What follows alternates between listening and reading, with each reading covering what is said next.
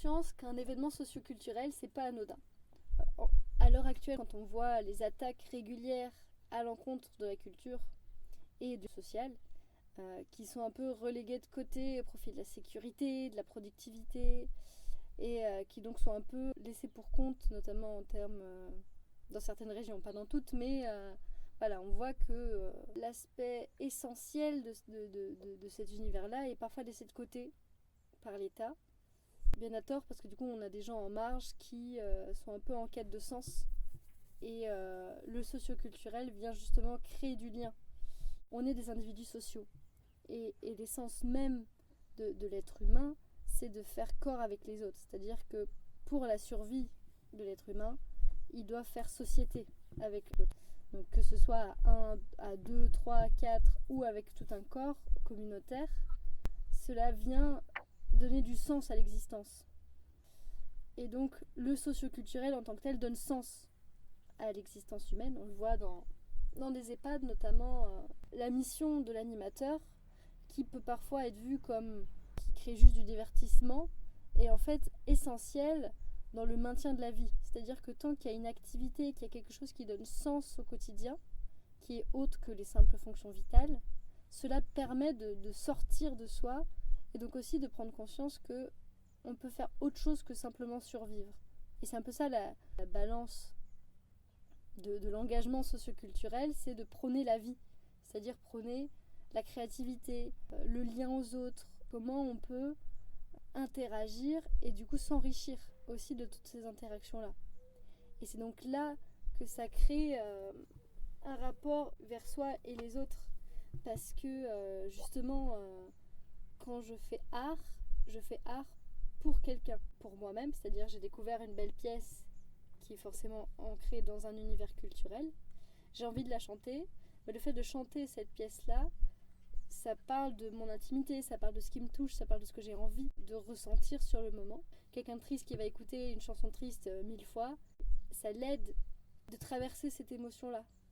Et dans le partage, si elle le fait écouter à une autre personne, ben en fait, elle partage cette chanson-là, mais cette chanson-là est aussi parlante de tout son univers intime et émotionnel du moment.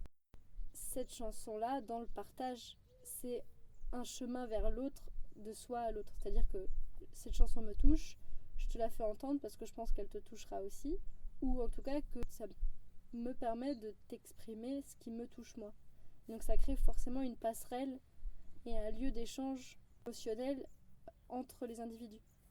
Et donc cet engagement-là, en tant qu'artiste, on est toujours confronté. C'est-à-dire que pourquoi est-ce que je vais faire un concert, pourquoi je vais jouer?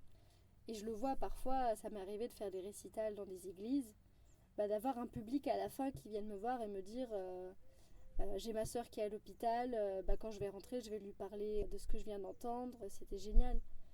Et donc du coup, ça crée comme ça des portes ouvertes qu'on ne maîtrise pas du tout.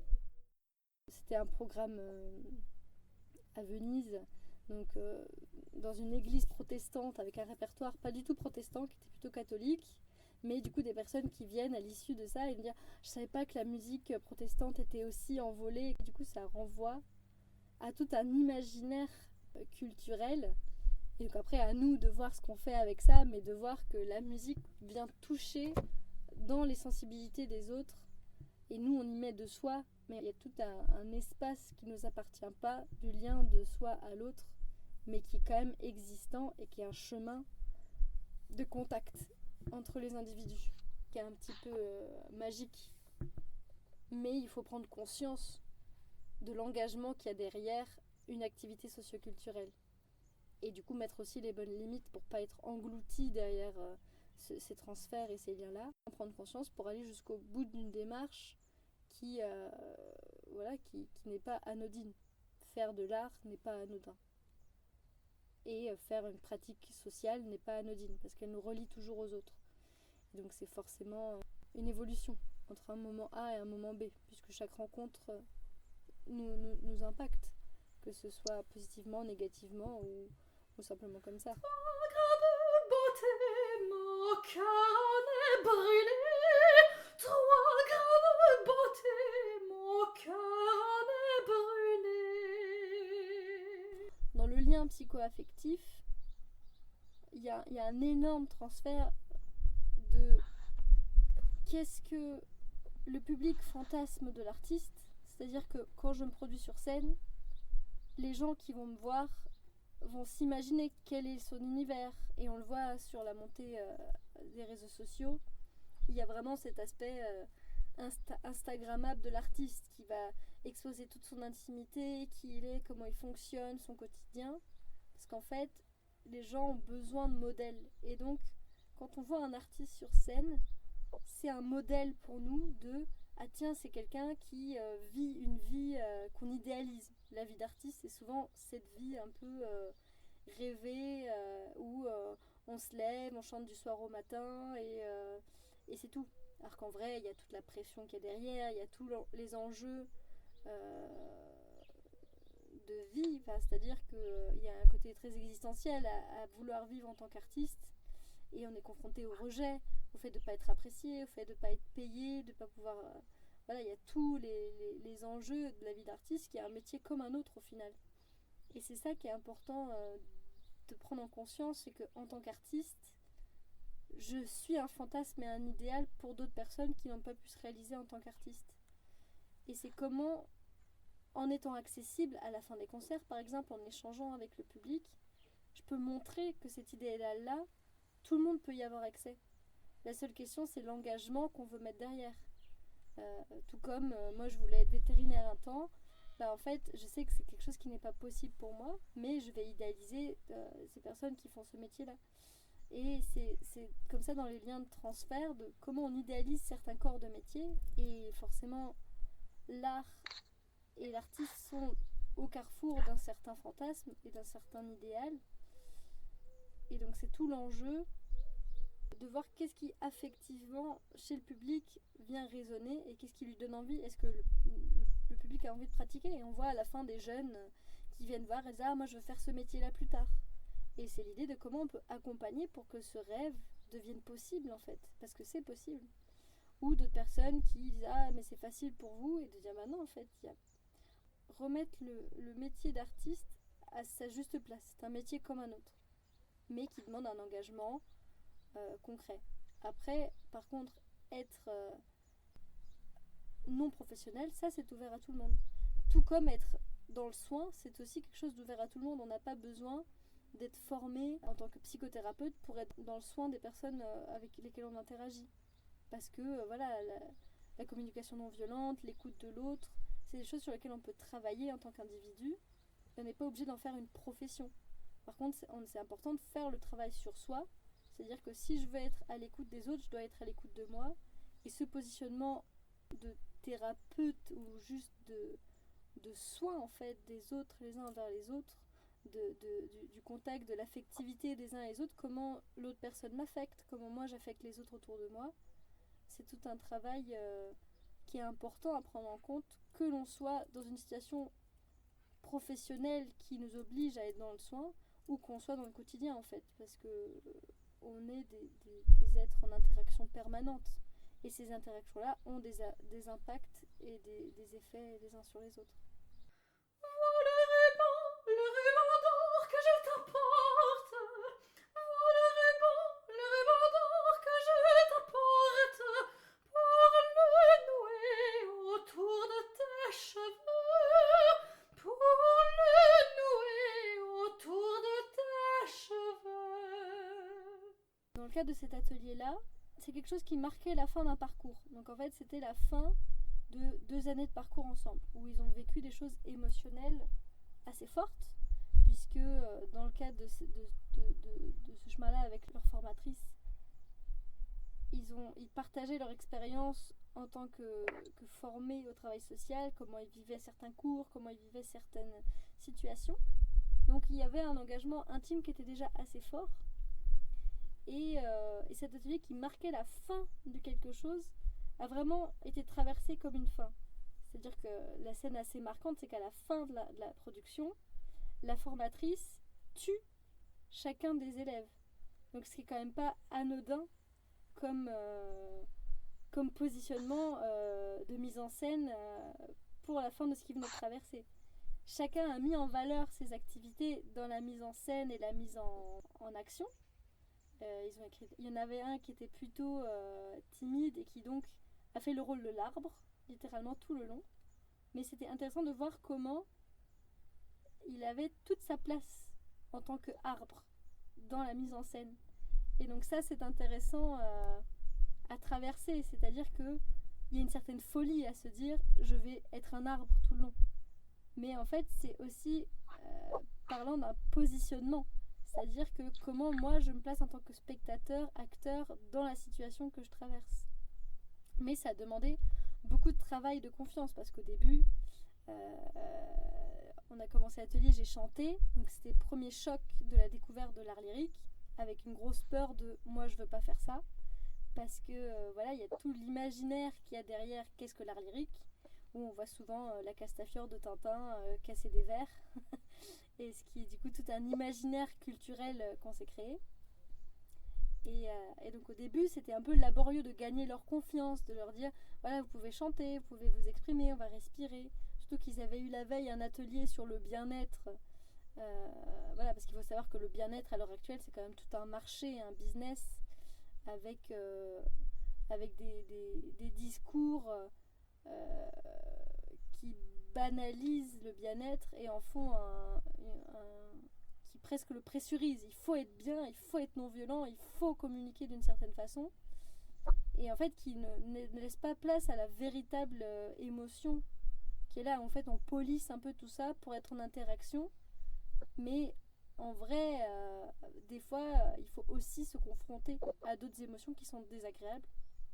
En tout cas, de ce que je pense. Et donc, c'est intéressant, dans ces traversées-là, de voir comment, en 4 heures, j'ai pu gagner leur confiance. Comment, grâce à la formatrice qui était présente, qui a son plein rôle, et ça c'est très important à souligner, c'est que en tant qu'art thérapeute, si on intervient dans des équipes où il y a déjà des encadrants, le rôle des encadrants est hyper important parce que c'est eux qui font le lien et qui vont aussi permettre au groupe de s'investir ou pas, parce qu'ils sont les témoins de la confiance. Si le formateur ou la formatrice accorde leur confiance à l'intervenant, bah forcément ça va donner plus envie de s'engager dans le processus. Alors que si le formateur ou la formatrice sont là en spectateur, bah, ça crée un élément extérieur qui va pas du tout amener le même engagement personnel des personnes qui vont vivre le processus. Et j'ai par exemple fait le choix de ne pas intervenir dans la pièce de théâtre parce que la force du groupe et l'identité du groupe, c'était ce qu'ils avaient vécu ensemble. Donc moi, je me suis positionnée comme accompagnatrice extérieure pour le coup, et je suis intervenue à l'intérieur en soulignant tiens, tel affect était là, est-ce qu'on peut aller plus loin là-dessus? Tiens, tel jeu était là, est-ce que vous croyez que ça a du sens ou pas? Et donc dans ce processus-là, c'était intéressant d'aller chercher quoi mettre en valeur et de moi juste montrer ce qui se passait, mais dans l'accompagnement, dans la pratique avec, j'étais là au début pour donner confiance et leur montrer le chemin, mais in fine, c'était à eux de prendre leur propre chemin vers leur propre folie, qui était dans tout le contexte de ce qu'ils avaient vécu, ce qu'il et elle avaient vécu durant ces 2 années ensemble. Ce qui est différent, par exemple, si c'est un groupe que moi-même j'anime où personne ne se connaît en amont, c'est moi qui prends le rôle de formatrice et qui donc a un positionnement différent du groupe que je vais encadrer. Et ça, c'est très intéressant du coup dans le travail en synergie quand on intervient notamment en milieu médico-social, c'est qu'on n'est pas seul, ou alors que si les équipes encadrantes ne veulent pas s'investir dans le dispositif, qu'elles restent au seuil de la porte et prendre conscience que rester au seuil de la porte, c'est ouvrir un autre espace pour les personnes accompagnées dans lequel elles vont exprimer autre chose que ce qu'elles expriment dans leur quotidien. Et ça, c'est intéressant. Je vois notamment en EHPAD où j'ai pu intervenir. Il y avait un peu, avec les aides-soignantes et moi, en tant qu'animatrice, une forme de... pas d'affrontement, mais voilà, elles avaient un vrai métier, puisque eux étaient vraiment dans le soin. Moi, j'étais simplement dans l'animation. Et c'était tout l'enjeu de trouver un langage commun et de leur montrer que mon animation permet d'alléger les soins qui vont avoir lieu après, parce que au lieu que les personnes s'enfoncent dans quelque chose de très quotidien et de survivatif, que du coup ils aient vécu autre chose qu'ils vont pouvoir partager après dans le soin. J'ai vécu ça, j'ai traversé telle chose, et le lien aussi après avec la personne qui était à l'extérieur est renforcé, parce que le fait d'avoir des choses à partager par le récit est aussi quelque chose de structurant dans les relations des personnes soignantes aux personnes soignées. Et c'est pas anodin. Et je pense que c'est là où le travail d'art thérapeute est important dans tout milieu, parce que ce soit en synergie avec les équipes ou à côté des équipes, il y a forcément un impact qui se fait dans la globalité du travail de soins.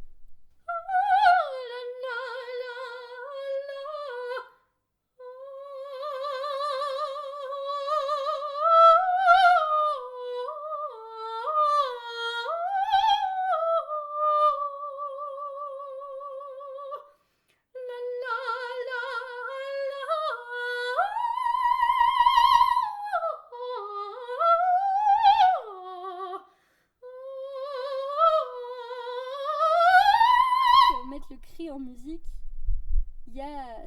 on touche toujours à cet esthétisme et à cette sublimation. C'est-à-dire que le cri, on a envie de le cacher, on a envie de le mettre sous le tapis. Mais avec l'art lyrique, c'est l'idée. En fait, non, on va aller jusqu'au bout du processus du cri, on va le sortir, on va l'exprimer, on va apprendre à vivre avec. Parce que l'idée, c'est pas de cacher ce cri-là, c'est de le faire sortir.